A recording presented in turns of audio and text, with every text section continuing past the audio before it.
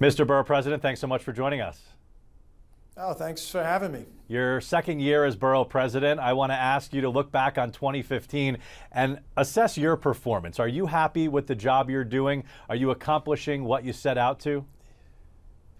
Well, Anthony, I will be 50 in January, and sadly it is what they say it is, that the older you get, the more quickly time goes. So it's almost amazing that we're having this. It feels like it was just yesterday we were at Borough Hall talking about our first year. Assess my own performance. I'm my own worst critic. I'm never satisfied. I think it's one of the reasons why we've had the success that we've had. I think we've made some real progress on some issues. Not so much on others, and still others we haven't gotten out of the batter's box, which means I and my staff have to work harder and we have to be more creative. So I'm never satisfied, and that's who I am, that's my DNA, and I think the day I do get satisfied and start taking victory laps is the day I probably should leave this profession. Well, when you say there are issues that you're not really satisfied with, that you're not there yet, what are a couple of those issues? And I'm assuming that you'll try to get there in 2016. Yeah, I think that we've made some progress on the health and wellness campus at Seaview. And it is one of the cornerstones of what we're doing at Borough Hall. I had hoped that the RFEI or the RFP would have gone out. We want to go to the health and wellness world and say we have this incredible campus, we have these buildings that are vacant, we have these needs on Staten Island, we want to match them up. My hope is, and my expectation is, that in the first half, maybe the first quarter of 2016, that RFEI will go out and we'll begin to hear back and really mix and match and bring that campus fully to life. I'm not satisfied that where we are on trying to bring a fast ferry to Staten Island, to the South Shore and the North Shore. And despite the fact that we really got creative, despite the fact that I went to one of the leading providers of fast ferry service, I had them actually do time trials. The fact that we've reached out to the mayor of Perth Amboy, Mayor Wilda Diaz, and we've created this partnership seeking to come together to bring fast ferry, but I'm still being told, we have to wait until the first wave of responses come in to address some of the other boroughs before us. I'm not happy about that because we have some of the longest commute times in the country, and if you, and I know you do, talk to Staten Islanders, the last 2 or 3 months in particular have taken sort of hellish commutes and made them even more disastrous, and we need to do better on that. All right, so in talking about specifically the ferry issue, there was a ferry that ran from the South Shore shortly after Hurricane Sandy, and a lot of people didn't ride it. Some people say because it wasn't in the right location. Do you still believe that a South Shore fast ferry is viable? Yeah, I absolutely do. And let's just talk about the ferry real quickly that you raised. We knew at that time, particularly then Councilman Vinny Ignizio, knew that that wasn't the right location. Vinny and I have come to share his assessment. It needed to be south of the Great Kills location. And by the way, it didn't help that we had park rangers handing out speeding tickets when commuters were going faster than 20 or 25 miles an hour. We knew it wasn't in the right location, but we were so desperate at that point, we took a chance on it. That is not indicative of the need for it. And again, we've tried to partner with Perth Amboy and to look at both the East Shore and, believe it or not, the West Shore of Staten Island that heretofore we were told that you couldn't have a successful fast ferry. We're not sure about that. But absolutely, I want to give South Shore commuters options, and I truly believe that a fast ferry will work there. When the mayor announced this fast ferry plan, there were 2 phases. There was phase 1 that addressed 4 boroughs, and phase 2 that addressed the 5th borough. And I don't have to tell you which was the 5th borough. That has changed, but we are still at the tail end of that process, and that does not make me happy. And the administration knows that, and it's something that we need to address and actually get concrete progress on in 2016. I think if you look back at 2015, you really talk about it was the year of development here on Staten Island, especially when it comes to retail. I mean, you have the Empire Outlet construction starting, and now you have this project down on the South Shore, Riverside Galleria, which is supposed to be this huge outdoor shopping mall. Let's talk specifically on the South Shore. What do you see as the future here, and do you believe this retail expansion is good for the borough? So let's be clear, at least from my perspective, and I think 2 years into being borough president, I have an even stronger belief in who we are as a borough and where we want to go. We are a bedroom community, and we have to protect that. And we're overwhelmingly, a single-family home community, and that's why people want to live on Staten Island. And we can be that and still have these two amazing things happening on two different shores. We have the development on the North Shore, but equally impressive is what can happen and what is happening on the West Shore. We like to call it the Jobs Coast. So from as far north as what was Howland Hook, it was now Global Container Terminal, throughout the Staten Island Marine Development Site, Pratt Paper, to the LNG tank site, to what's happening at Broadway stages at the old Arthur Kill, all the way down to the Galleria. There's amazing things happening on the western shore of Staten Island from north to south. And these are economic development opportunities, these are job opportunities. And these big malls would not be coming to Staten Island if they didn't know from their research that Staten Islanders, particularly on the South Shore, would go and spend money there. I think the North Shore outlets are going to be tourist-oriented for the most part. I don't anticipate Staten Islanders using them en masse. The South Shore one I do, and I think the marketplace is determining what we're getting, and the market seems to be there. But I think that we can be both, Anthony. We can be a bedroom community for the overwhelming majority of Staten Island, and we can have two distinct shores that have a unique quality to them, and we're trying to facilitate that at Borough Hall as best we can. Just a couple of weeks ago, the Parks Department cut the ribbon on one of its biggest projects ever here on Staten Island, and that is that new indoor track. I know you're a health and wellness guy. I know you were particularly excited about this indoor track facility. How important do you think this is for Staten Island?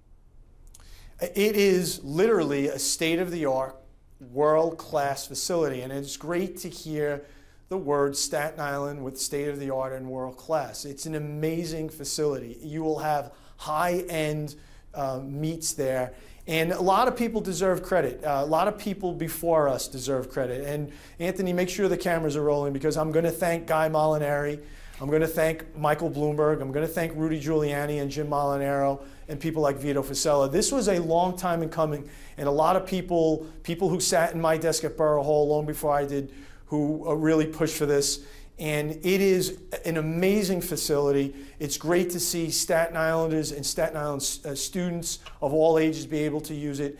And it really is going to put Staten Island on the map for track and field. And we have a rich history. And by the way, SI Track, those folks who have fought so hard for this day really deserve a lot of credit. And it's great to see it actually open, and to see so many Staten Islanders take advantage of it. Let's talk about an issue that I know really irks you, and that is when it comes to the development over at Mount Manresa. You stalled when it comes to issuing the house numbers for the new homes that are being built on the former Manresa site.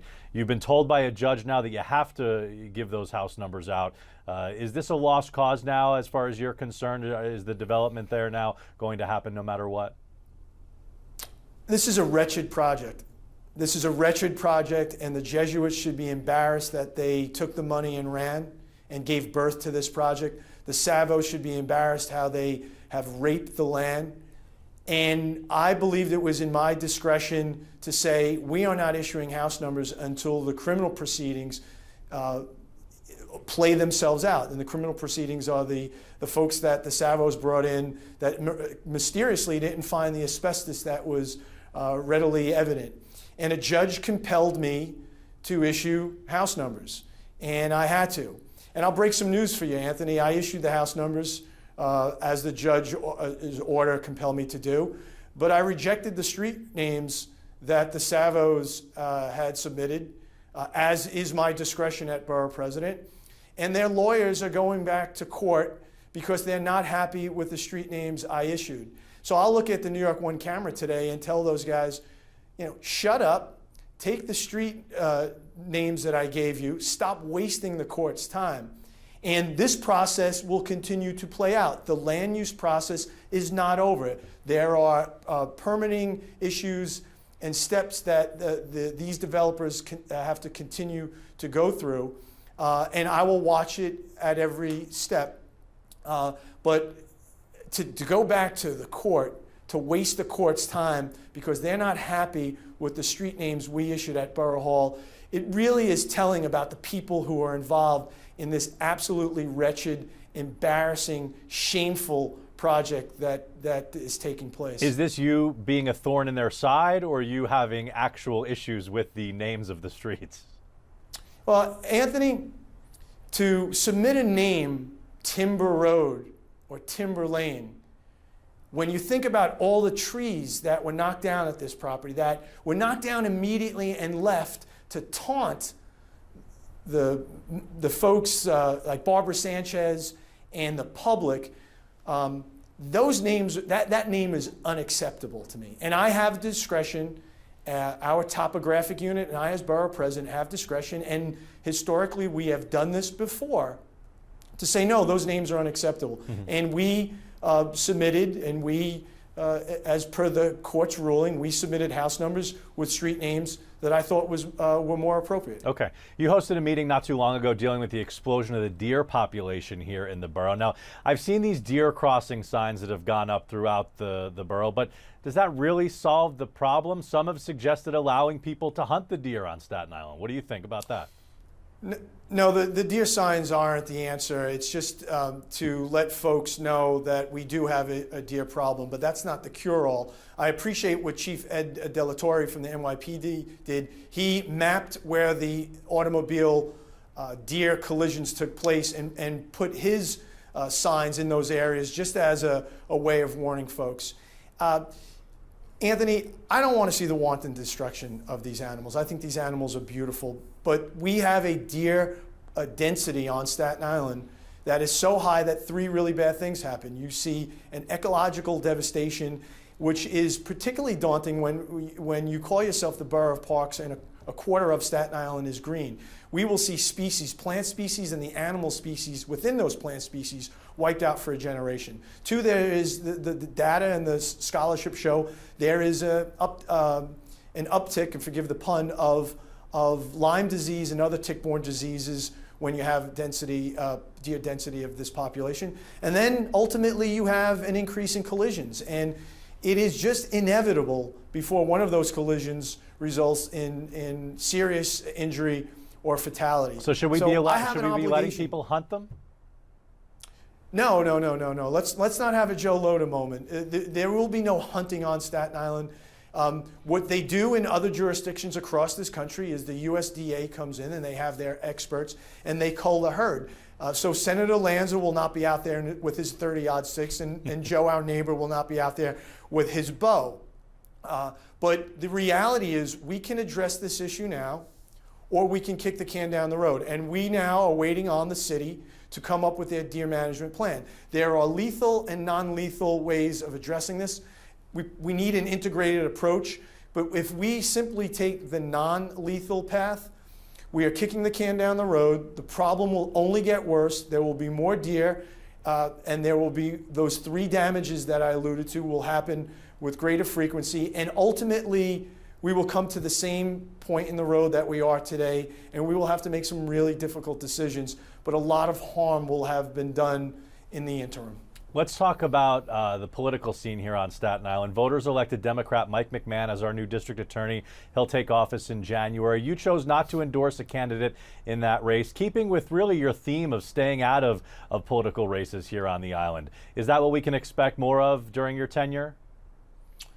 I wouldn't say I stay out of political races on Staten Island. When there are candidates that I'm passionate about, I will stand up and endorse them. And I did that I do that for Republicans, all my Republican colleagues. I did that for a candidate that I truly believe in, Assemblyman Mike Cusick. So I don't, listen, I'm about getting things done. I'm about working with people in both parties who are interested in getting things done. That's priority number one.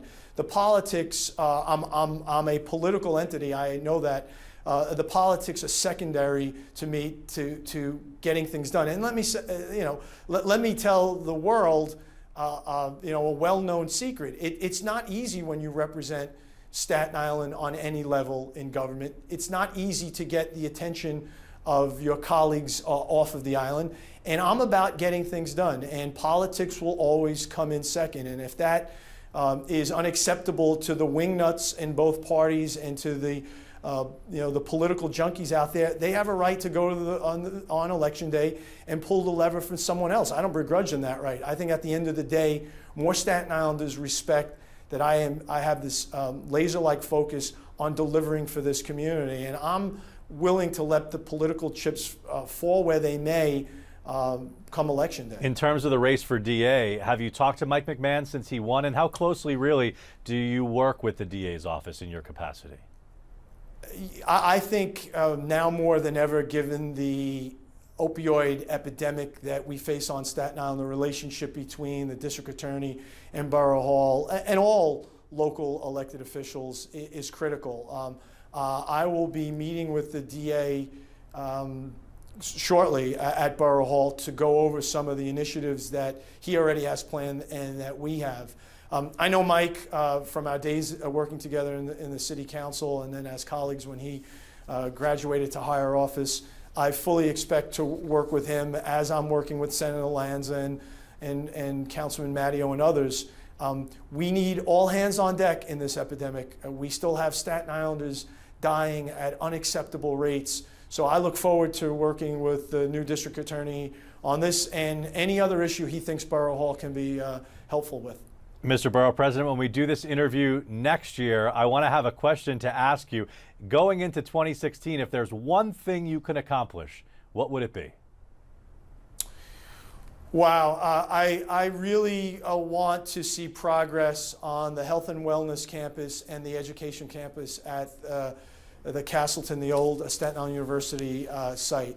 Those are the two things, health and wellness and education, that are pillars of what we're doing at Borough Hall, and I'd really like to see progress on those two fronts. All right, well, good luck in 2016, getting the things that you want to accomplish. We thank you for rehashing 2015 with us. Happy holidays, Happy New Year. Thanks for joining us. Thank you.